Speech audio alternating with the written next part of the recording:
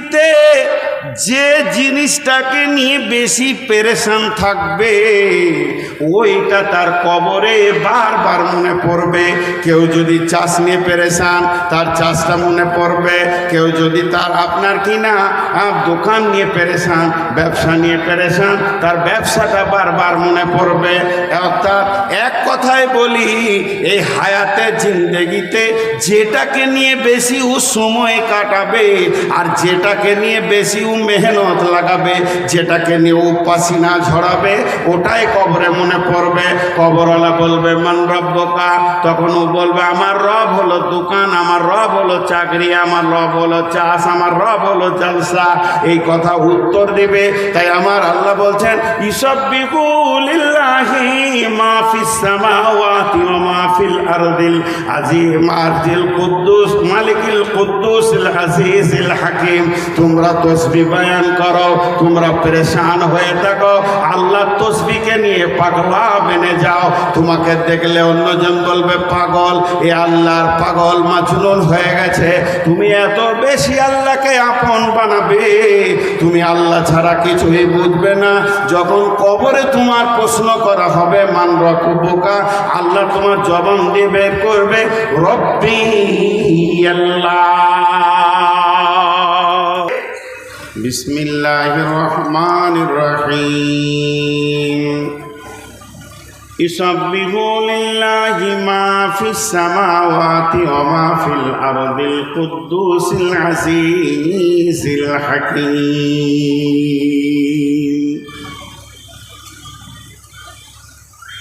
আল্লাহ তাবারাক ওয়া তাআলা বলছেন আমি কোনো ভূমিকা নিলাম না, সরাসরি আমি বায়ানে নেমে গেলাম। রব্বুল আলামিন বলছেন ইসাব্বিহু লিল্লাহি মা ফিস সামাওয়াতি ওয়া মা ফিল আরদিল মালিকিল কুদ্দুসিল আজিজিল হাকিম। এই তরজমাটাকে শুনেলেন।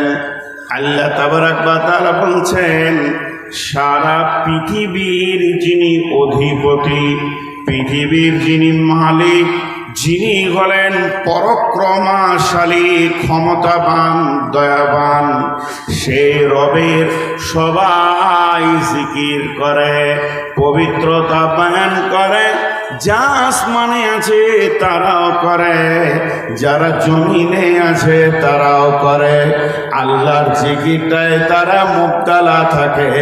সকলেই যেন বিরতিহীন চালিয়ে যায় সুবহানাল্লাহ, আলহামদুলিল্লাহ, ওয়া লা ইলাহা ইল্লাল্লাহ, আল্লাহ আল্লাহ আল্লাহু লা ইলাহা ইল্লাহু, আস্তাগফিরুল্লাহাল্লাযী লা ইলাহা ইল্লা হুয়াল হাইয়ুল কাইয়্যুম ওয়া আতুবু ইলাইহি। এরা সবাই তসবিহ করে, কেউ তসবিহ থেকে বাদ নাই। খালি হতভাগা মানুষ ঘুমায়, হতভাগা মানুষ ঘুমায়। জি, প্রভুর ডাকে সবাই জাগে, প্রভুর ডাকে সবাই জাগে, মুসলিম রে তুই জাগলি না। বিভোর ঘরে ঘুম পাহারিলি, ঘুম কি রে তোর ভাঙবে না। প্রভুর ডাকে সবাই জাগে, মুসলিম রে তুই জাগলি না। বিভোর ঘরে ঘুমিয়ে রইলে, ঘুম কি রে তোর ভাঙবে না। শ্রীগাল ডাকে ভুয়ারে হো, কোকিল ডাকে কুহুরে কুহু, আপন ভাষায় সবাই ডাকে, মুসলিম রে তুই ডাকলি না। বিভোর ঘরে ঘুমিয়ে রইলে, ঘুম কি রে তোর ভাঙবে না। মিছে স্বপ্নর মায়ায় পহরে, নামাজ রোজা দিলি ছেড়ে, ত্যাগ করে দে মিছে স্বপ্ন, একবার জেগে দেখো না।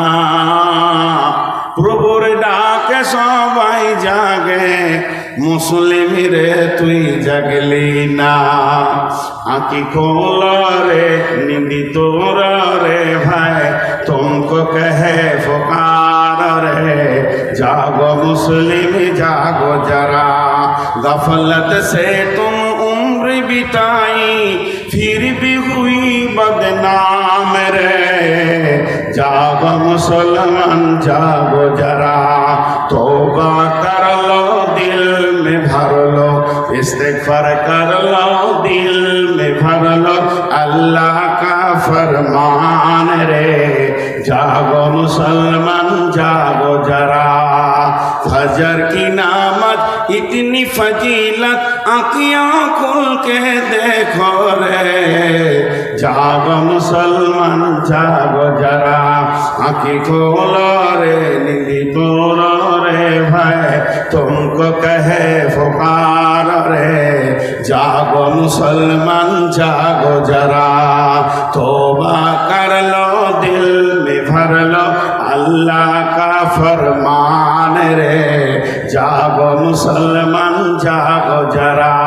আল্লাহ তাআলা বলছেন, পৃথিবীর মানুষ রে, শুধু গাফলাত গাফলাত গাফলাত, এই শব্দটা গরুর সঙ্গে লাগানো যাবে না, মহিষের সঙ্গে লাগানো যাবে না, এমনকি ইভেন নিকৃষ্ট প্রাণী, জঘন্য প্রাণী শিকার কুকুরের সঙ্গে লাগানো যাবে না।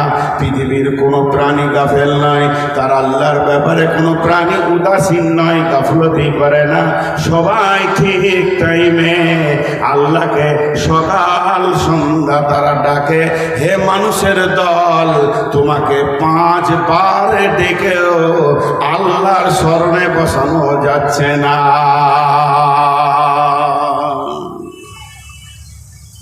আমার আগে 10 মিনিট কথা বলে চলে গেলেন মাদানী স্যার। এই চেয়ারে বসে বলছি, এতগুলো আমার মুরব্বী বাপ আছেন, আমার আল্লাহ আছে উপরে, আল্লাহকে সাক্ষী রেখে বলছি, হৃদয়ে ভয় হচ্ছিল। আমি আপনাদেরকে একটা ছোট্ট টিপস দিচ্ছি, ছোট্ট ওষুধ। একদিন খালি আমলটা করবেন, একদিন, 2 দিন করিয়েন না। মন গেলে আপনি করিয়েন, একদিন খালি করবেন। সেই আমলটা কি? আমার জীবনটা আমি কত দূর বইয়ে দিলাম, আর জিন্দেগিতে কতটা আমল হাসিল করেছি, পরকালের পুঁজি আমি কতটা করেছি, খালি নিজেকে অঙ্ক করবেন, আর কাউকে নিতে হবে না। আমার বয়স 50, আমার বয়স 20, আমার বয়স 70, তো আমি পরকালের পুঁজি, পরকালের মানে স্টোরে, ব্যাংকে কতটা আমার মাল জমা আছে দেখবেন। আপনার দিল আপনাকে বলবে। কোনো মুফতি লাগবে না, মাদানি লাগবে না, মাওলানা লাগবে না, মুহাদ্দিস লাগবে না, মুকাররির লাগবে না, হাজি লাগবে না, গাজী লাগবে না। আপনার দিল আপনাকে বলবে, তুই জিরোতে আছিস, তুই ভিখারি, তুই ফকির, তুই কাঙ্গাল। যখন তোকে কবরে শোয়ানো হবে, তোর মতো কাঙ্গাল ভিখারি আর কেউ নাই। তুই যা করেছিস তা সন্তানদের জন্য করেছিস, নিজের কিছু করতে পারলি না। ভাইরা আমার, আল্লাহ তাবারাক ওয়া তাআলা বলছেন, ফাযাক্কির ইন্নামা আনতা মুযাক্কির। আমি তোদেরকে জিকির করতে বলছি, স্মরণ করতে বলছি। আমার কথা আমার গোলামদেরকে স্মরণ করিয়ে দাও। তার কারণ হচ্ছে, জালসাটা হলো আল্লাহর স্মরণ, তেলাওয়াত করা আল্লাহর স্মরণ, তেলাওয়াত করা জিকির। সুবহানাল্লাহ, আলহামদুলিল্লাহ বলাও জিকির, আস্তাগফিরুল্লাহ বলাটাও জিকির, নামাজ পড়াটাও জিকির। যদি কোনো একটা কিতাব পড়েন হাদিসের, কোরআনে, সেটাও হলো আল্লাহর জিকির। আজকের এই রাত্রিটা কেন? এটা আল্লাহর স্মরণের জন্য বানানো হয়েছে। মানুষ গাফলত হয়ে গেছে, তাদের কাছে কিছু আখিরাতের কথা এবং আল্লাহর পাকড়াওয়ের কথা এবং মওতের কথা বলো, তারা যেন আবার ফিরে আল্লাহর কাছে চলে আসে। একটা রাত্রি জালসা শুনবে, 20 দিন তার রিয়াকশন থাকবে। ওই লোকটা হাসতে পারবে না, ওই লোকটা আনন্দ করতে পারবে না, চোখের পানিতে অঝর নয়নে কাঁদবে। হযরত আবু বকর সিদ্দিক রাদিয়াল্লাহু তাআলা আনহু রাসূলের মজলিসে বসে বসে কাঁদছিলেন। এখনই বাড়ি গেলেন, বিবির সঙ্গে একটু হেসে দিয়েছেন। হঠাৎ করে আচানক সে মনে করেছে, ওরে আবু বকর, তুই এখনই কাঁদছিলি, আবার এখনই তুই হাসতে শুরু করলি, তোর তো ঈমান নাই, নিশ্চয়ই তুই মুনাফিক হয়ে গেছিস। রাসূলের মজলিসে কাঁদলি, আবার বিবির কাছে হাসলি কেন? আবু বকর নিজের হাতটা নিজের সিনাতে মারছে আর বলছে, আবু বকর তুই মুনাফিক, তুই মুনাফিক, তুই মুনাফিক। রাসূলের কাছে যখন গেলেন, আবু বকরকে রাসূল বলছেন, হে আবু বকর, তুমি নিজেকে কেন এত হতাশা হয়ে যাচ্ছ? তুমি নিজেকে কেন এত পাগলের মতো হয়ে গেছো বলো? তখন বলছেন, ইয়া রাসূলুল্লাহ, আপনার মজলিসে আমি জাহান্নামের ভয়ে কাঁদছিলাম, পুলসিরাতের ভয়ে কাঁদছিলাম, আর কবরের আযাবের ভয়ে কাঁদছিলাম। এক্ষুনি বাড়ি গেলাম আর বিবির সঙ্গে খিলখিল করে হেসে ফেললাম। তাহলে আমার মন বলছে, আবু বকর রে, একই জবানে তুমি কাঁদো, একই জবানে তুমি হাসো, অতএব শুনে নাও, এটা তুমি মুনাফিক হয়ে গেছো। বিশ্ব নবী বললেন, আবু বকর না, তুমি মুনাফিক হওনি, কারণ বিবির সঙ্গে হাসাটাও হলো ইবাদত। বিবিকে তুমি আনন্দ দেবে, সে তোমাকে আনন্দ দেবে। তুমি ছেলের গালে চুমা দেবে, বেটির কপালে চুমা দেবে, নাতি নাতনির গালে চুমা দেবে, আনন্দ করবে। আল্লাহ বলেছেন, আল মালু ওয়াল বানুনা যিনাতুল হায়াতিদ দুনিয়া, সম্পদ এবং সন্তান সন্ততি পৃথিবীর সৌন্দর্যকে বাড়ায়। অতএব তুমি মুনাফিক হয়ে যাওনি, এ ব্যাপারে তুমি কোনো রকমে নিজেকে এত সন্দেহে ফেলবে না। অতএব আমি যেটা বলতে চাইছি বন্ধু, আবু বকরকে যদি দাঁড়ির এক পাল্লায় রাখা যায় আর বিশ্ব মুসলিমকে যদি এক পাল্লায় রাখা যায়, আবু বকরের দাঁড়িকে উপর দিকে চাড়ার মতো ক্ষমতা কারও হবে না। সেই আবু বকর আল্লাহর ভয়ে কাঁদছে। এর জন্য আল্লাহ বলছেন, ইউসাব্বিহু লিল্লাহি মা ফিস সামাওয়াতি ওয়া মা ফিল আরদি মালিকিল কুদ্দুসিল আজিজিল হাকীম। তোমরা তাসবিহ বয়ান করো, ওই প্রভুর তাসবিহ বয়ান করো, সকাল সন্ধ্যা তার বরত্ব বয়ান করো, যে সারা পৃথিবীর ক্ষমতা রাখে। তিনি হলেন পরাক্রমশালী বাদশাহ, তার উপরে কোনো বাদশাহ নাই, তার আইনের উপরে কোনো আইন চলবে না, তার ক্ষমতার উপরে কোনো ক্ষমতা নাই। এই রকম একজন দয়াময় প্রেমিক বাদশার তাসবিহ তুমি বয়ান করো।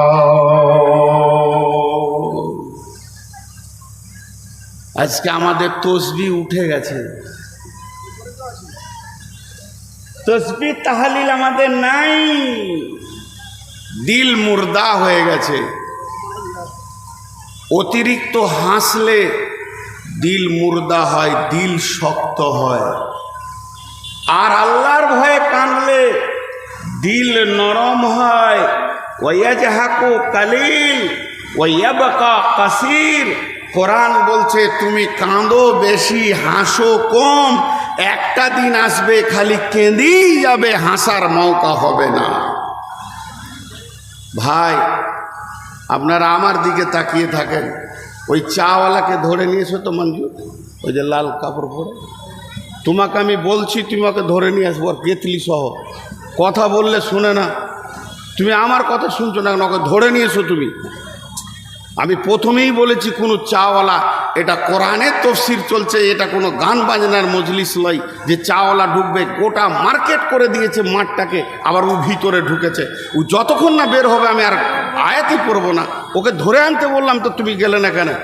আমি নিজে যাব ওকে ধরে আনতে, এখন সময়টা নষ্ট হবে। তুই যেখানে যাবি তোকে আমি জালসার শেষে দেখা করছি, তোর কেতলিকে সিজ করবো আমি আজকে,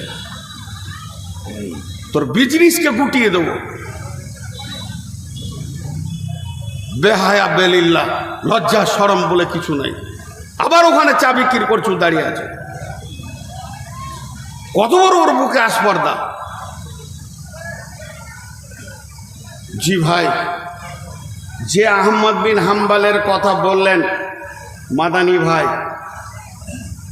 কত দামি কথা বললেন। ওনার একটা কথা আমি বলি, উনি দার্সে হাদিসে পড়াচ্ছেন, বুখারি পড়াচ্ছেন, আর শিষ্যরা পড়ছে সব।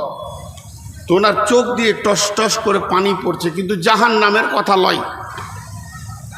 ওই কোনো হাদিসের কথা এমন একটা বিষয় নয় যে যেটাতে ওর চোখে পানি আসবে, মতের বিষয় নয়। তো ওর চোখ দিয়ে টস টস করে পানি পড়ছে। যখনই যাও, ওর পানিটা দাসটা বন্ধ হলো, ধ্যান দিয়ে শুনেন, দাসটা বন্ধ হলো, কিতাবটা এইভাবে রাখলো, ডেস্কে রাখার পর দাঁড়িয়ে বলছে, এই বাবা, ছেলে পিলে আমার বিছানাটা ঝাড়তো বাপ। বলে হুজুর আপনি কাঁদছেন কেন? বলে বিছানাটা ঝাড়। যেই বিছানাটা ঝেড়েছে তো এত বড় একটা কাঁকড়া বিছে, কাঁকড়া বিছে বুঝেন আপনারা? বিহারওয়ালারা কাঁকড়া বিছে বুঝেন? তোকে 3 বার কেটেছে। তো বলছে ওই বিষে জ্বালাতে আমার চোখের পানি এসছে। তো বলছে হুজুর আগে বললেন না, ওকে মেরে দিতাম, আপনার কষ্ট হতো না। বলছে যেখানে রসুলের হাদিস চলছে ওখানে আমি বেয়াদবি কি করি? কি করে আমি বেয়াদবি করে লাফালাফি করবো? রসুলের হাদিস চলছে। আর তো আজকে আমি এখন কোরআন পড়েছি, আর কোরআনের আয়াতের ধারাবাহিক দিয়ে তফসির শুরু করেছি, আর এখানে চায়ের দোকান সৃষ্টি হয়ে গেল। এটা আমি মানতে পারি না। চলেন এরপরে আল্লাহ কি বলছেন, হে বিশ্ববাসী শুনে নাও, মুসলিমে তোমরা কয়েকটা মানুষ খালি আমাকে ডাকো না, আমাকে পৃথিবীর সমস্ত প্রাণী ডাকে, এমনকি গর্তের পিপুলিকাও পর্যন্ত আমার তসবিহ বয়ান করে। একটা হাদিসে আছে, খবরদার তুমি গাছের পাতাকে ছিঁড়ে ফেলে দিও না। কিছু লোকের অভ্যাস আছে, রাস্তায় হাঁটতে হাঁটতে ডালটা নেমে আছে, এমনি করে মুচড়ে ভেঙে ফেলে দিল, কোনো দরকার নাই, অথচ ডালটাকে ভেঙে ফেলে দিল, পাতাগুলোকে ছিঁড়ে দিল। বলে কেন?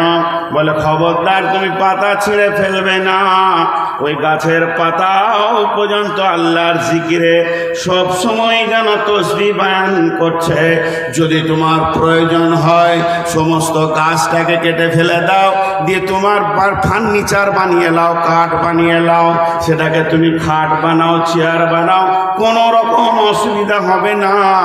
আর বিনা কারণে যদি তুমি একটা গাছের পাতা ছিঁড়ো, এর জন্য কিয়ামতের মাঠে তোমাকে জবাব দিতে হবে। কেন তুমি ছিঁড়েছিলে? তোমার কি কাজে লেগেছিল? পাতাটা তোমার কি অসুবিধা করেছিল? ওই পাতাটা কিয়ামতের দিন আপনাকে অভিযোগ করবে। শুধু তাই নয়, যাদেরকে আমরা শুকর বলি, কুত্তা বলি, এরাও আল্লাহ জিকির করে। হায়াতুল হাইওয়ানে লিখেছে যে পৃথিবীর সব থেকে বেশি আল্লাহর জিকির করে তার নাম হলো কুত্তা। কুত্তা জিভ বার করে হ্যাঁস ফ্যাঁস করে, প্রত্যেকটা শ্বাসে সে আল্লাহর নাম নেয়, আর তাদের রুচিটা আল্লাহর জিকিরের বিনিময়ে হয়।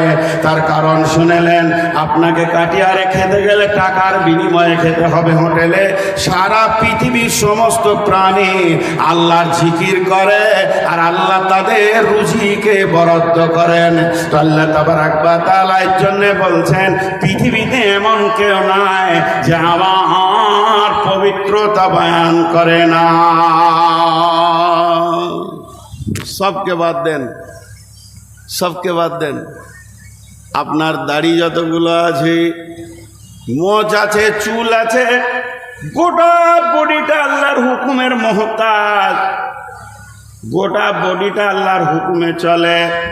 আল্লাহ চোখকে দেখতে বলেছে, চোখ দেখছে, কানকে শুনতে বলেছে, কান শোনে। কোনোদিন কান দেখবে না, চোখ শুনবে না, নাকে শ্বাস নিতে বলেছে নাক শ্বাস নেয়, দাঁত আত্মাকে কাটতে বলেছে কাটে, যতটা মাথার চুল বাড়ে অতটা দাড়ি বাড়ে না, দাড়ি যতটা বাড়ে অতটা মোচ বাড়ে না, মোচ যতটা বাড়ে ততটা চুলের পাতাগুলো বাড়ে না, ভুরু বাড়ে না। এই দাড়ি যতটা বাড়ে মাথার চুল যতটা বাড়ে গায়েও তো লোম রয়েছে এরা পারে না। তার মানে হচ্ছে কি আল্লাহ কন্ট্রোল করে দিয়েছে, এরাও আল্লাহর হুকুমের মহতাজ। শুধু আল্লাহর সঙ্গে বেঈমানি করে কে? তার নাম হলো আত্মা, তার নাম হলো জান, নাফস। এছাড়া বডির সমস্ত শরীরের মাংস পর্যন্ত আল্লাহকে চেনে, শুধু চেনে না বেঈমান আত্মা। এর জন্য আল্লাহ বলেছেন আলা বিযিকরিল্লাহি তাতমাইন্নুল কুলুব। তোমার আত্মাকে যদি ঠিক জায়গায় দাঁড় করাতে হয়, তোমার আত্মাকে যদি নামাজের কাতারে দাঁড় করাতে হয়, তোমার আত্মাকে যদি সুদ ছাড়াতে হয়, তোমার আত্মাকে যদি চুরি ছাড়াতে হয়, জুয়া ছাড়াতে হয়, তোমার আত্মাকে যদি বেনামাজি থেকে বাঁচিয়ে নামাজ পড়িতে হয়, তোমার আত্মাকে যদি মদ ছাড়াতে হয়, আল্লাহর জিকির করো। যত জিকির করবে তত আত্মা মজবুত হবে, আত্মার ক্ষমতা বাড়বে, আত্মা আল্লাহর জিকিরে বেশি শক্তি পায়। এখন একটা মিসাল দিব, খালি মাঝে একটা কথা জিজ্ঞেস করব।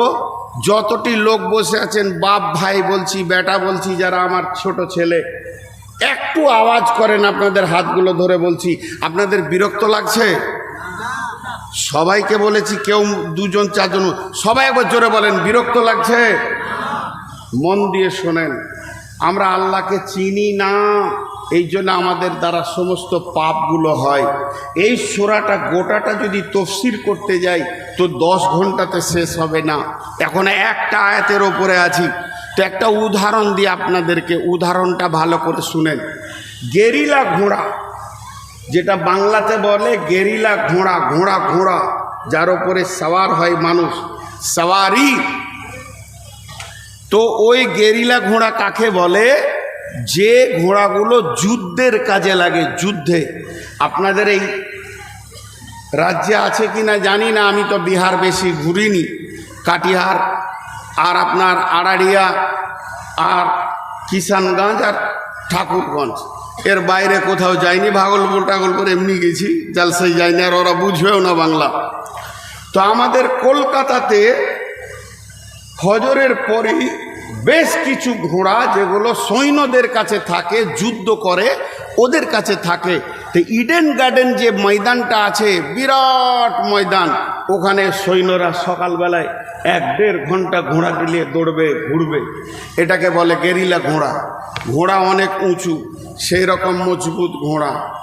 ওই ঘোড়াতে তৌহিদ সালাফির মতো একটা লোক, বুঝতে পারছেন বডিটা কত মজবুত, খালি হাড্ডিটি আছে আর কিছু নেই।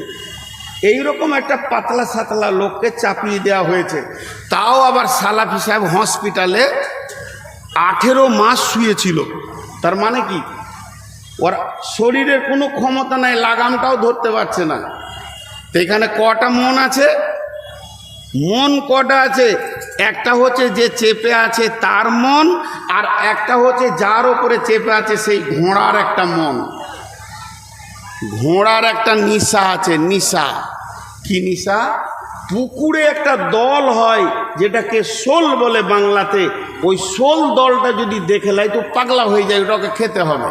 এটা ঘোড়ার অভ্যাস।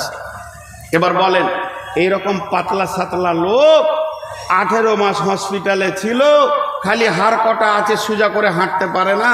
আর ওই রকম মজবুত ঘোড়ার উপরে যদি চাপিয়ে দেওয়া হয় তো সাওয়ারির মতে ঘোড়া যাবে, মানে সাওয়ারের মন মতেই ঘোড়া যাবে, না ঘোড়ার মন মতো সাওয়ারি যাবে? সাওয়ার যাবে। প্যাসেঞ্জারটা মন মতো ঘোড়া চলবে, না ঘোড়ার মন মতো প্যাসেঞ্জারকে যেতে হবে? ঘোড়ার মন মতো প্যাসেঞ্জার যাবে, কারণ ঘোড়া মজবুত। এটাকে পাল্টিয়ে দেন, এটাকে পাল্টিয়ে দেন 1 মিনিট। ঘোড়াটা পাতলা দুবলা, আর যে চড়েছে সে আবার মিলিটারি মেজর, ওর পেটে এরকম করে মারছে, বুটের হুঁকাটাও লাফিয়ে ধরছে। তাহলে যে সাওয়ারি ও যদি মজবুত হয়, সাওয়ারিটা যদি দুর্বল হয় আর প্যাসেঞ্জারটা যদি মজবুত হয়, তো ঘোড়াকে সামনে যেতে হবে। 5 সেকেন্ডে বলে দিচ্ছি, ঘোড়াটা যদি মজবুত হয়, প্যাসেঞ্জারটা যদি দুর্বল হয়, ঘোড়ার মতে প্যাসেঞ্জারকে যেতে হবে।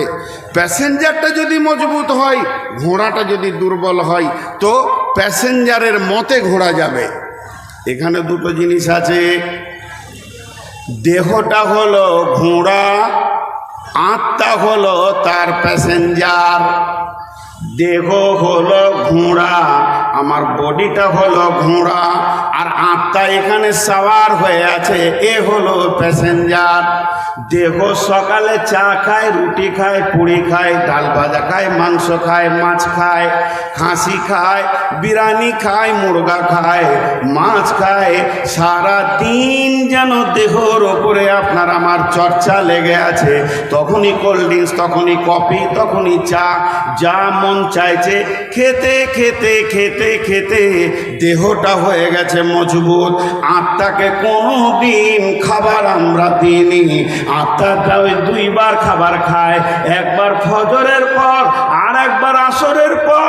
বিশ্ব নবী সুন্নত নামাজ রাখেননি, ওই 2 টাইমে বসে বসে আল্লাহর জিকির করতে হবে। সুবহানাল্লাহ, আলহামদুলিল্লাহ, আস্তাগফিরুল্লাহ, লা ইলাহা ইল্লা আনতা সুবহানাকা ইন্নী কুনতু মিনাজ জালিমিন, লা আল্লাহুম্মা ইন্নী যালামতু নাফসি যুলমান কাসীরা ওয়া লা ইয়াগফিরুদ যুনুবা ইল্লা আনতা ফাগফিরলি মাগফিরাতান মিন ইনদিকা ওয়ারহামনি ইন্নাকা আনতাল গাফুরুর রাহিম। তার মানে আমার আত্মা খেতে পায়নি, আমার আত্মার কাছে থালা যায়নি, আমার আত্মার কাছে পাতা যায়নি, আমার আত্মার কাছে প্লেট যায়নি। আমাদের আত্মাগুলো হয়ে গেছে দুর্বল, আর দেহ হয়ে গেছে মজবুত। দেহ বলছে গান শুনব, দেহ বলছে জুয়া খেলব, দেহ বলছে চুরি করব, দেহ বলছে জেনা করব। এগুলো দেহকে মজা লাগে, দেহ করছে। আত্মা ওর লাগাম ধরে রুখে মসজিদে ঢোকাতে পারছে না। কিন্তু যখন দেহ ছেড়ে দিয়ে আত্মার উপরে মেহনত করবে, হালকা বেঁচে থাকার মতো খাবে, হালকা বেঁচে থাকার মতো খাবে, আর সকাল সন্ধ্যা আল্লাহর জিকির বয়ান করবে, তখন ওর আত্মা মজবুত হয়ে যাবে। দেহ বলবে জুয়া খেলবো, আত্মা বলবে ঘুরে আয়, খবরদার যাবি না, আল্লাহকে হিসাব লাগবে। 1 বোতল মদ খায়, খবরদার না মদে হাত দিবি না। আজান হয়ে গেল, মসজিদে ঢোক। তার মানে হচ্ছে আমাদের জবান থেকে তসবিহ চলে গেছে, ইস্তেগফার চলে গেছে, দরুদ শরীফ চলে গেছে, আপনার আমাদের মধ্যে মাসুরা চলে গেছে। এমনকি নামাজেও ধ্যান বসে না, নামাজটাও আমাদের নকল হয়ে গেছে, তেলাওয়াত আমাদের ভিতরে নাই। আজ থেকে 20 বছর আগে, 50 বছর আগে যদি বাড়ির গুলকি গুলকি হাঁকা হতো, তো কোনো না কোনো বাড়ি থেকে তেলাওয়াত শোনা যেত। দাদা কোরআন পড়ছেন, দাদিজি কোরআন পড়ছেন, নানিজি তেলাওয়াত করছেন সূরা ইয়াসিনের, নানাজান সূরা বাকারা পড়ছেন, আর কেউ সূরা হুদ পড়ছেন, কেউ সূরা তাবারাকাল্লাহি পড়ছেন, সূরা দাহার পড়ছেন। এগুলো প্রত্যেকটা বাড়ি থেকে তেলাওয়াত শোনা যেত। এখন তো তেলাওয়াত শোনা যায় না, প্রত্যেকটা পকেটে মোবাইলে ফেসবুক ঢুকে গেছে, কোরআনকে ঠেলে সরিয়ে দিয়েছে, আর ফেসবুক মানুষের দিলকে মুর্দা করে দিয়েছে, মুর্দা বানিয়ে দিয়েছে। আপনাদের পাগুলোকে ধরে একটা কথা বলছি, আমি কারো সমালোচনা করতে আসিনি। এমন কিছু বক্তা আছে 2 ঘন্টা খালি মানুষকে হো হো হো হো হো হো হো হো করে হাসিয়ে দিল। চোখের পানি এলো না, কবরের খবর এলো না, হাসরের খবর এলোই না। ওই শ্রেণীর মানুষ নাহমাদুহু শব্দটা পড়ার আগেই লোক খিলখিল করে হাসছে যে এরপরে কি বলবে। আর মৌলানা মাদানী ভাই আমার আগে 10 মিনিট কথা বলেছে, আমি তো আল্লাহর কসম খেয়ে বলছি আমার দিলে এইরকম করে খোঁচা মেরে চলে গেছে যে ইস্তেগফার করলাম কখন। উনি এত দামি কথা বলে গেলেন মনে হচ্ছে একে জালসাটাকে বাদ দিয়ে আমি একটা রোমে বসে এখন আল্লাহর কাছে সারা রাত কাঁদি, জীবনে যে পাপ করেছি। জি, আমি ফেসবুক ওই গুগলসে একটা সার্চিং দিলাম। সার্চিংটা কি দিলাম, যে মৃত্যুর পরে পরে মুর্দার মানসিক অবস্থাটা কেমন থাকে।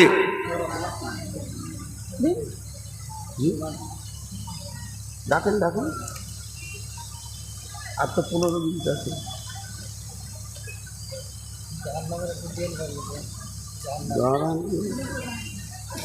মৃত্যুর পরে পরে মানুষের মানসিকতা কেমন থাকে, 3 দিন থেকে সার্চিং করছি। ছোট দুটো জিনিস পেয়েছি, সেটাকে আপনাকে একটা মিসাল দিব, তারপরে বলবো। এখন বাজলো কিনা রাত্রি 12:30, এটা বাদ দেন। এখন বাজলো রাত্রি 9টা, আপনি 8টার সময় এশার নামাজ পড়েছেন। এশার নামাজ পড়ে এসে 2টি খাবার খেয়ে নিলেন, আল্লাহর নাম নিয়ে সূরা মুলকটা পড়ে শুয়ে গেলেন। কেউ যদি শোয়ার আগে সূরা মুলকে তেলাওয়াত করে, আল্লাহ তার কবরের আযাবকে মাফ করে দেবেন। এই জন্য আপনি পরে শুয়ে গেলেন। এরপরে আপনার হয়ে গেল ফজরের আজান, আসসালাতু খায়রুম মিনান নাওম। ফজর আজান কটায় হয়েছে? হ্যাঁ, 4:30। ও ক ঘন্টা ঘুমাইলো? ক ঘন্টা ঘুমাইলো? 9টায় ঘুমিয়েছে, 4:30টায় উঠলো বা 4টায় উঠলো, বাথরুম গেল, পেশাব পায়খানা করলো, নামাজে রেডি হলো। ক ঘন্টা ঘুমালো? মুখ খুলেন। হ্যাঁ, 8 কেন?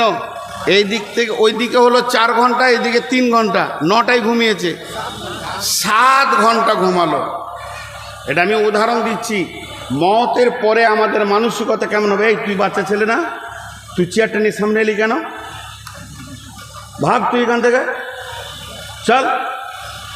সব মাজার দোষ আছে নাকি? বিয়ে হবে কি করে তোর? চেয়ারে বসবে বুড়া মানুষ, হাঁটু ব্যথা, মাজায় ব্যথা। ইয়ং ছেলেগুলো বসে আছে, ওদের বাপের বয়সগুলো নিচে বসে আছে, বেয়াদবের শেষ নাই। আর বিহারিরা মোটর সাইকেল চালাতে জানে রে ভাই, যত স্পিড চালাবে ও তত মাস্তান, তত দামি। ধীর স্থিরভাবে এদের যাওয়ার মানসিকতাগুলো শেষ করে ফেলেছে। তো 7 ঘন্টা ঘুমালো। ধ্যান দিয়ে শুনেন, ধ্যান দিয়ে খুব মনোযোগ, সাইকোলজিস্ট বলছি, তথ্য কথা বলছি। ও যেই চোখটা লেগেছে ওর স্বপ্ন শুরু হয়ে গেল। স্বপ্ন, খব খব স্বপ্ন রুইয়া। তো স্বপ্ন কি শুরু হলো? ও দেখছে আমি কাটিহার গিয়েছি, তারপরে দেখছে পূর্ণিয়া। না তো এটা পূর্ণিয়া লয়, মামার বাড়ি, খালার বাড়ি, বিয়ে বাড়ি। আরে এত লোক কেন? ও বিয়ে হচ্ছে খালাতো ভাইয়ের। না ওটা লয়, এটা লাশ দিয়েছে, মুর্দা, মানে একটার সঙ্গে একটা মেল নাই। ক ঘন্টা দেখলো? 7 ঘন্টা। জোরে বলেন, ক ঘন্টা দেখলো? 7 ঘন্টা দেখলো। আর যখনই ঘুমটা ভেঙে গেছে, বিছানায় বসে জোরে জোরে শ্বাস লিছার বলছে, আলহামদুলিল্লাহিল্লাযী আহিয়ানা বাদামা আমাতানা ওয়া ইলাইহিন নুশুর। ঘুমটা ভেঙে গেল। আপনাদের কাছে আমি প্রশ্ন রাখছি, একবার উত্তরটা দেন। 7 ঘন্টা যে ও স্বপ্ন দেখেছে, 7 ঘন্টা মনে থাকবে?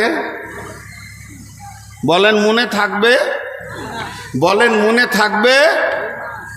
আর একবার জোরে বলেন মনে থাকবে? আচ্ছা, একটা হলো মনে থাকবে না। আরেকটা প্রশ্ন করছি, 7 ঘন্টা স্বপ্ন দেখেছে, 7 ঘন্টা স্বপ্নকে ওকে আবার বসে বসে হিসাব করতে কি আর 7 ঘন্টা লাগবে? কতক্ষণ লাগবে? 2 সেকেন্ড। 7 ঘন্টা স্বপ্নটা ওর মিজাজে আনতে কতক্ষণ লাগবে? 2 সেকেন্ডে 5 সেকেন্ড, তার বেশি লয়। ভাইরা আমার, বিসমিল্লাহির রহমানির রহিম। ইদা উদিয়াল মাইয়াতু ফিল কবরি আতাহু মালাকানে ফায়াকুলানে মান রাব্বুকা মা দীনুকা ওয়া মান নাবিয়ুকা। আল্লাহর নবী বলছেন, যখন ফের মানুষকে কবরে রাখা হবে তখন দুইজন ফেরেশতা আসবে এবং ওই মুর্দাকে তার নিম থেকে, মৃত থেকে জীবিত করবে। আর জীবিত যখনই তাকে করা হবে তাকে তিনখানা প্রশ্ন করা হবে। আর ওই লোকটা তখন করবে কি, হঠাৎ ভকচকিয়ে যাবে, ওর মিজাজটা কেমন থাকবে। গুগলসে সার্চে দেখলাম যে বলতে চাইছে ওই মানুষটা ভাববে আমি ঘুমিয়েছিলাম, জেগে গেলাম, আমাকে যেন কেউ বিরক্ত করতে লাগলো। আমি যে পৃথিবীতে 70 বছর বেঁচেছিলাম, ওকে 70 বছরটা মনে থাকবে না।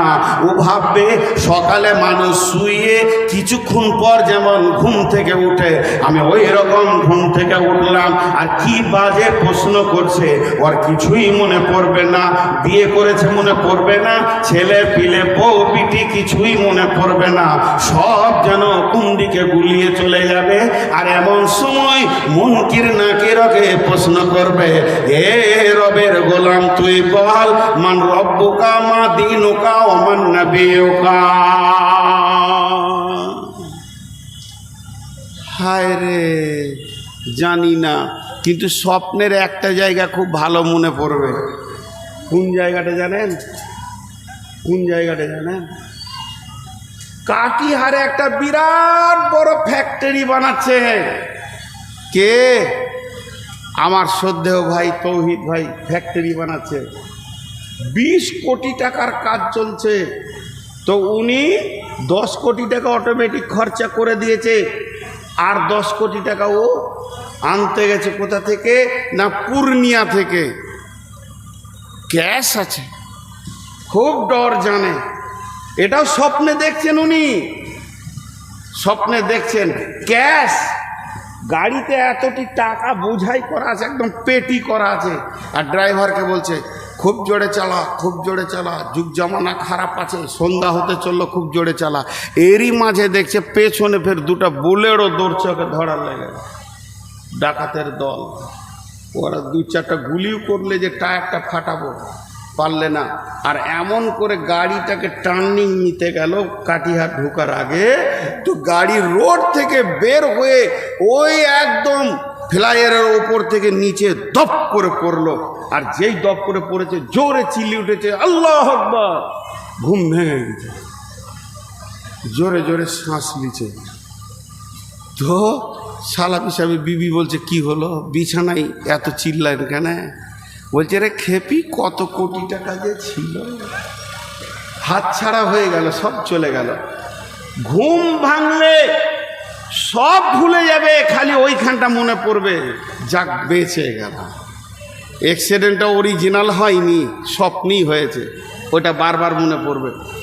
এটা কেন উদাহরণ দিলাম, এই মিসালটা এই জন্য দিলাম, যে লোকটা পৃথিবীতে যে জিনিসটাকে নিয়ে বেশি পেরেশান থাকবে ওইটা তার কবরে বারবার মনে পড়বে। কেউ যদি চাষ নিয়ে পেরেশান, তার চাষটা মনে পড়বে।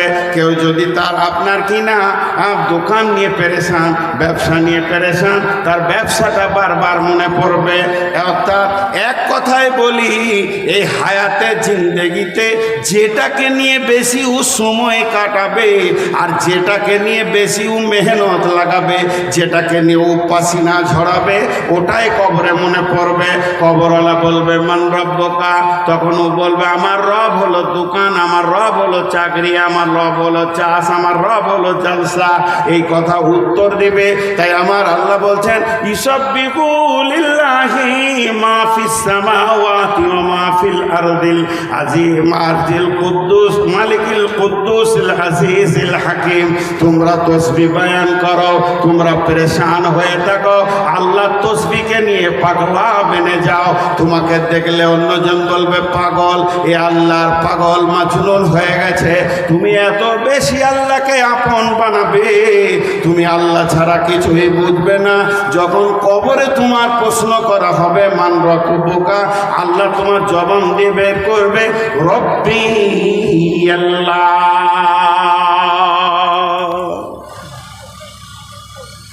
জি ভাই, আজকে আমরা শেষ হয়ে গেছি।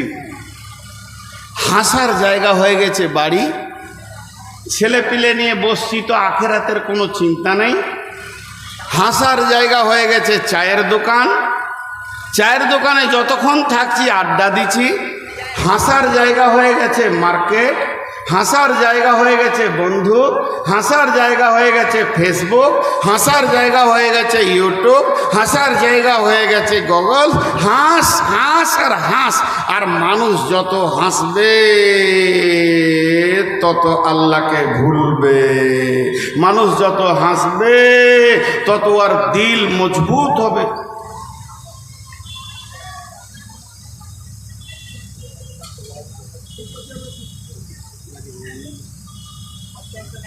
তোর ব্যবস্থা আমি করছি আর 10 মিনিট। তোর দোষ নয় বাপ, ফ্যাক্টরির দোষ, তোকে যারা বানিয়েছে তাদেরই দোষ। যদি তোর মা বাপ তোকে জ্ঞান দিত তো আমার চোখে তুই লাইট মারতিস না, তোর দোষ নেই। ম্যানুফ্যাকচারগুলো সব নষ্ট হয়ে গেছে। তসবিহ পরে বিবির সঙ্গে মিলার কথা বলেছেন আল্লাহ রসুল।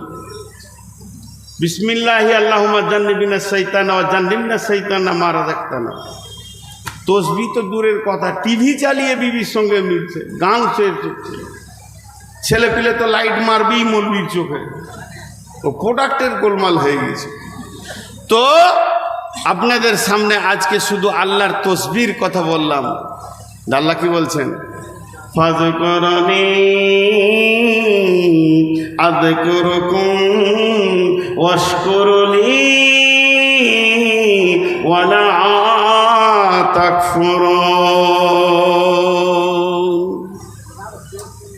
দেখেন, 2-3টে কথা বলবো, একটু ধৈর্য ধরেন। ওটা না বলে আমি যাচ্ছি না ইনশাআল্লাহ। আল্লাহ বলছে তোরা আমাকে ডাক, তোরা আমাকে ডাক, তাহলে আমি তোদেরকে ডাকবো। ফের সওয়াল তৈরি হয়ে গেল, আমি আল্লাহর গোলাম, আমি আল্লাহকে ডাকবো, এই কথাটা ঠিক আছে, তা আল্লাহ কেন আমাকে ডাকবে? আল্লাহ কেন আমাকে ডাকবে? জি, আল্লাহকে আল্লাহ হতে গেলে সব সিফতের মালিক হতে হবে, তার মধ্যে গোলামের ডাকে সাড়া দিতে হবে, আলিমুল বিজাতি সুদূর হতে হবে, আলা কুল্লি শাইইন কাদির হতে হবে, সমস্ত ক্ষমতার মালিক হতে হবে। এটা আল্লাহ যদি আল্লাহ হতে হয় তো এগুলো হতে হবে। এবার আল্লাহকে কে ডাকবে? আল্লাহকে কে ডাকবে? আল্লাহ কেমন? এখন আপনি ডাকবেন, আমি ডাকবো, গাঁওয়ালা ডাকবে, শহরওয়ালা ডাকবে, বিপদে পড়েছে ডাকবে, বিয়ে চলছে ডাকবে, আনন্দতে ডাকবে, সুখে ডাকবে, হিন্দিওয়ালা ডাকবে, বাংলাওয়ালা ডাকবে, ইংলিশওয়ালা ডাকবে, উর্দুওয়ালা ডাকবে, আরবিওয়ালা ডাকবে, আর চায়না ডাকবে, ফিলিপাইন ডাকবে, মালয়ালম ভাষায় ডাকবে। সারা পৃথিবীর বুকে যত ভাষা আছে সবাই ডাকবে। শুধু তাই নয়, এই পর্যন্ত শেষ নয়, রাত্রে ডাকবে, ভোরে ডাকবে, সকালে ডাকবে, গভীর রাতে ডাকবে, রাত্রি 1:30টায় ডাকবে, সকালে ডাকবে, সারা দিন রাতে তাকে ডাকবে। আমার রব এমন, সকলকে একসঙ্গে তিনি তার ডাকে সাড়া দিতে পারবে। আপনাদের এই মাদ্রাসা, যে মাদ্রাসার জালসা, আমি আপনাদের কাছে স্বল্প টাইম আছি, যে মাদ্রাসার আপনাদের জালসা, মন দিয়ে শুনেন, একটু ধ্যান দেন, কারণ আপনাদের প্রিয় বক্তা চলে এসছেন, আমি ছেড়ে দেবো ইনশাআল্লাহ। তো এই মাদ্রাসাতে 5টা ছেলে ঝগড়া করেছে, কথাটা বোঝাতে পারলাম? 5টা ছেলেতে ঝগড়া করেছে, আমার কাছে শেকায়েত এনেছে। 5টা ছেলেতে একসঙ্গে বলেছে, ও মারছে, ও আমাকে নুচলে, ও আমার কাপড় ছিঁড়ে দিলে, ওই আমার খাতা ছিঁড়েছে, ওই আমার বই ছিঁড়েছে। একসঙ্গে সবারই শুনতে পারবো? আমি একসঙ্গে সবারই অভিযোগ শুনতে পারবো? শেকায়েত শুনতে পারবো? পারবো না। কি বলবো? এই চুপ চুপ, তুই আগে বল, তারপরে তুই বল, তারপরে তুই বল, তারপরে তুই বল। ভাইরা আমার, এটা যদি আল্লাহর হতো, এক এক করে সিরিয়াল দিয়ে আল্লাহকে যদি পেতে হতো, তাহলে আপনার আমার সিরিয়াল লাগতো কখন? এতগুলো মানুষ, শুধু মানুষ নয়, আসমানওয়ালা ডাকবে, জমিনওয়ালা ডাকবে, মাটির ভিতরে যারা আছে তারা ডাকবে, সমুদ্রে যারা আছে তারা ডাকবে, পানিতে যারা আছে তারা ডাকবে, জঙ্গলের বাঘ ভালুক ডাকবে, গর্তের পিপুলিকা ডাকবে, আর সমস্ত ভাষার মানুষ ডাকবে। সারা পৃথিবীর যাদের জান আছে তারা ডাকবে, বেজানও ডাকবে, একসঙ্গে আল্লাহকে ডাকবেন। আমার আল্লাহ একই সঙ্গে সকলকে উত্তর দিতে পারবে। আব্বা মারা গেছে তার জন্য এই আল্লাহ সকলকে উত্তর দিতে পারবেন। জি, আরও কিছু ডিপলি গভীর কথা ছিল, হায়াত বাকি তো মোলাকাত বাকি। আবার যদি কোনোদিন বেঁচে থাকি তো আপনাদেরকে শোনাবো কিছু কথা। শুধু একটা কথা বলে বিদায় নিচ্ছি, আমার নাকটা আর মুখটা যদি বন্ধ করে দেওয়া হয় কতক্ষণ বাঁচব? জি, যতগুলো মানুষ আছে ওর নাক আর মুখ বন্ধ করে দিলে বলছে 10 মিনিট বাঁচবে। ওর রস কত? 10 মিনিট বাঁচবে কেউ? আরে হ্যাঁ না বলেন, বাঁচবে কেউ? বাঁচবে না। কিন্তু শুনেলেন, নাকটা মুখটা যদি বন্ধ করে দেয়া হয়, 10 মিনিট কেন, 10 ঘন্টা কেন, 10 দিন কেন, 40 দিন পর্যন্ত বাঁচার প্রমাণ রয়েছে। এটা কোরআন দলিল দিছে যে আল্লাহর জিকিরে, আল্লাহর পবিত্র নামের কতটা পাওয়ার। 40 কেন, সারা জীবন আল্লাহ বাঁচিয়ে রাখবেন।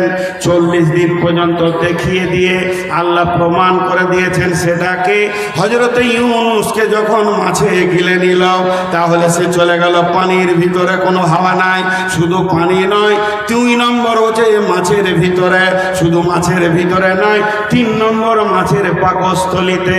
তার মানে 3খানা আড়াল পড়ে গেল, কোনো অক্সিজেন নাই, কোনো খাবার নাই, কোনো পানি নাই।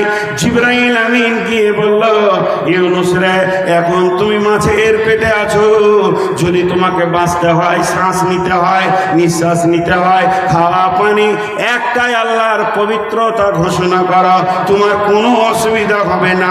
ইউনূস শুরু করে দিলেন, লা ইলাহা ইল্লা আনতা সুবহানাকা ইন্নী কুনতু মিনাজ জালিমিন। আমার আল্লাহর নামের পাওয়ার কত! মাছ হজম করতে পারলো না। তো এই ঘটনাটা আল্লাহ ঘটালেন কেন? ঘটিয়েছেন তো আল্লাহ। সেই ঘটনাটা কেন ঘটিয়েছেন এটা বলতে গেলে অনেক সময় লাগবে, শর্টে বলে দিচ্ছি। আল্লাহ সারা বিশ্বকে বলছে, এটা তোদের জন্য হেদায়াত। এখানে যা আছে তুই হেদায়েত খুঁজে পাবি। পিঁপড়ের ঘটনাতে হেদায়েত পাবি, মাছের ঘটনায় হেদায়েত পাবি, উজায়েরের গাধার ঘটনায় হেদায়েত পাবি, আর আপনার কিনা উটের ঘটনায় হেদায়েত পাবি, হুদের ঘটনায় হেদায়েত পাবি। তাহলে এখান থেকে কি হেদায়েত পাবি শুনেলে? ইউনূস ছিল মাছের পেটে, তোরা আছিস দুনিয়ার পেটে। ইউনূস ছিল পানির ভিতরে, তোরা আছিস দুনিয়ার ভিতরে। ইউনূস ছিল মাছের পেটে, তোরা আছিস দুনিয়ার পেটে। ইউনূস ছিল পাকস্থলীর ভিতরে, তোরা আছিস চারিদিকে গুনহার ময়দানের ভিতরে। পাকস্থলী যেমন নোংরা, তোর পৃথিবীটা গোটাটাই নোংরা। ইউনূস এই কালেমা ধরেছিল, তাকে হজম করতে পারেনি, তার একটা লোমও হজম করতে পারেনি। যেমন অক্ষত খাওয়ার আগে ছিল, ওই রকম অক্ষত মাছ তাকে রিটার্ন দিল। এর থেকে তোদের আমি জ্ঞানের দরজাটা খুলে দিলাম, তোদের বিবেকের দরজাটা খুলে দিলাম। আল্লাহর পবিত্রতা যদি ঠিক মতো বয়ান করতে পারিস, পৃথিবীর কারবার, সুদ, জুয়া, তাস তোকে হজম করতে পারবে না, তোর গায়ে গুনহা লাগাতে পারবে না। তোর গাটা যেমন মায়ের পেট থেকে এসেছিলি সাদা পরিষ্কার ছিল, যেদিন পৃথিবী তোকে রিটার্ন করবে কবরের পেটে, যেদিন পৃথিবী তোকে বিদায় জানাবে কবরের পেটে, সেই দিন পর্যন্ত তোর গায়ে একটা কলঙ্কের দাগ পৃথিবী লাগাতে পারবে না। যদি ঠিক মতো কালেমায়ে ইউনূসের মতো যদি তুই তাসবিহকে বয়ান করিস, এক সেকেন্ড ছাড়বি না। লা ইলাহা ইল্লা আনতা সুবহানাকা ইন্নী কুনতু মিনাজ জালিমিন। অনেক বড় বড় এরকম মারেফাতের ঘটনা আছে যেগুলো আপনাদের সামনে তুলে ধরলে লোম দাঁড়িয়ে যাবে যে আল্লাহর পবিত্রতার ভিতরে কত লাভ আছে। সর্বশেষ কথা এটাই বলছি, আল্লাহ যেন আমাদেরকে তার পবিত্রতা বয়ান করার তৌফিক দান করেন। আল্লাহ যেন আমাদের জীবকে তার পবিত্রতা বয়ানের আমাদের জীবটা যেন সবসময় তরুতাজা হয়ে থাকে। আল্লাহ যেন আমাদেরকে পৃথিবীতে বেশি করে কান্নার তৌফিক দান করেন এবং আখিরাতের ময়দানে যেন আমাদেরকে আল্লাহ কান্না থেকে বাঁচিয়ে নেন। সেই দিন যেন আমাদের হাসার তৌফিক দান করেন। কারণ কোরআন বলেছেন কামিয়াব ওই যে কিয়ামতের দিন হাসবে, কামিয়াব ওই নয় যে জলসার মঞ্চে এসে খিলখিল করে হাসবে, কামিয়াব ওই যে কিয়ামতের ময়দানে হাসবে, ডান হাতে সার্টিফিকেট পাবে। সর্বশেষ দোয়া করি, হে আল্লাহ তুমি আমাদের সকলকে কবুল করে নাও। আর আমার ভিতরে যদি কোনো ভুল ত্রুটি হয়ে থাকে আল্লাহ তুমি মাফ করো, ভুল তফসির করে থাকি দিল থেকে সরিয়ে দাও এবং আমার দিলে তুমি সহি তফসিরে না হাজির করে দাও। আল্লাহ তুমি আমাদেরকে সব